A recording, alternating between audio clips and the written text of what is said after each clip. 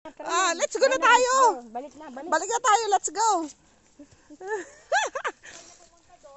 Abi, ayus, ano niya, paa nito, ayusin mo daw.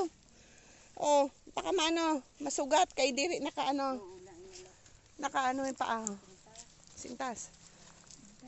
Oh, ayusin yung sintas kay mami.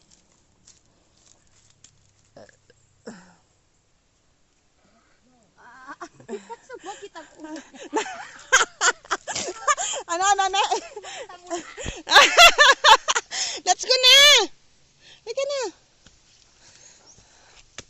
Kanina tumawag ka sa ko si Nini, tumawag tapos nawala man ako ng net. Tapos nag-message ka.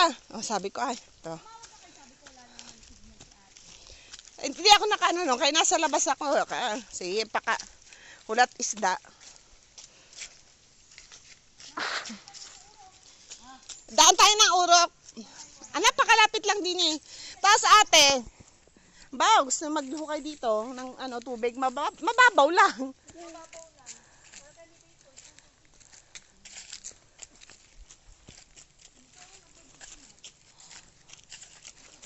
Tara. Bilisan mo, bebeb. Let's go ka na, let's go. Ang bagal mo naman. Dali na. Bilisan mo. Ang bagal ng let's go mo ko. Yan ba yung pinakamabilis mo na? Let's go pa. Parang sabi niya parang okay na sana ako. Dali na. Bilisan mo. Talaga na hindi mo pala talaga mabubuhat si kuya ng mga ganitong edad. Diretso. Hindi man. Hindi yan talaga mabubuhat, Diyos ko. Tapos ang kalansay ko pa noon. Para mas malaki pa si kuya nun sa'yo eh. Okay, ang katawan ko lang yung parang nakita. Tanong mo nga kung gusto niya pumunta din sa may ibaba. Si ate.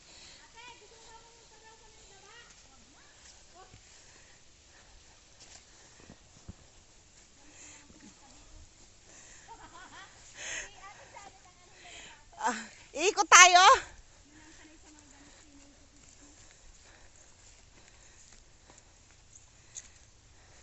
Dito tayo ate, medyo masukal dyan. Dito tayo. Oh, hili ka rito, let's go.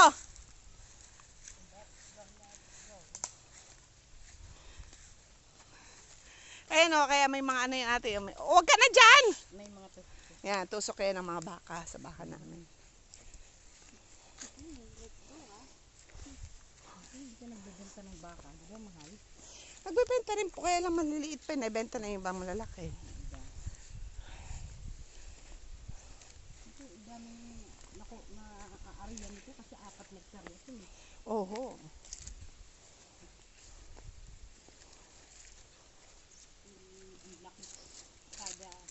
Ganito ate yan, kaya na ngayon hindi napahawanan. So, di ba mag-uulan, ilang buwan na.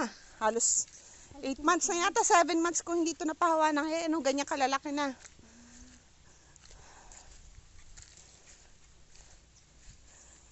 Ito pa lang, itong 1 hektarya na ito, napahawanan ko pa lang. Oh. Nung bago mag-ulan.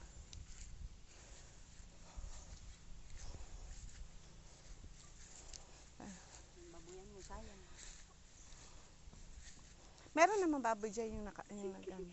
Bilisan mo! Let's go ka na, let's go. Tagal-tagal mo. Lika na! Pawis na. Bukas kay mami.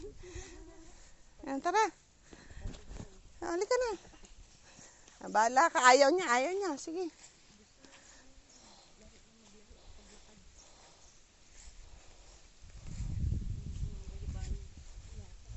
Nung nakarang kinuha na namin to ate. Nasa 11 ang kinuha ko dyan, kalalaki. So, sabi ko baka meron. Wala pala.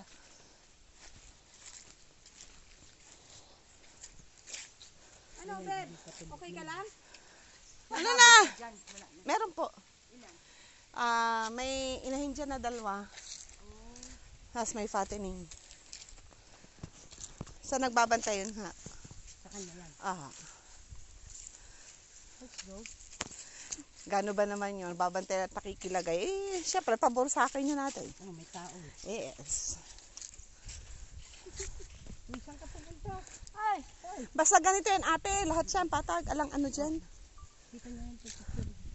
Anuin mo kay Janet. Pasa mo na kay Janet. Ayaw na ni ate maglakad papunta rin. Mas dapat ganito, 4 hectare ang ano mo, tapos magpatayo ka sa gitna. Hayop na. Sa kanya. Siya! Ayoko dito. Ayun. Layo. Ano? Tapos walang tindahan. Maganda kasi dito, mga rest house yan. Mga, yan. Yes. Diba? Yung bakasyonan lang. Nagkakayayaan ng mga barkada. Mm-mm.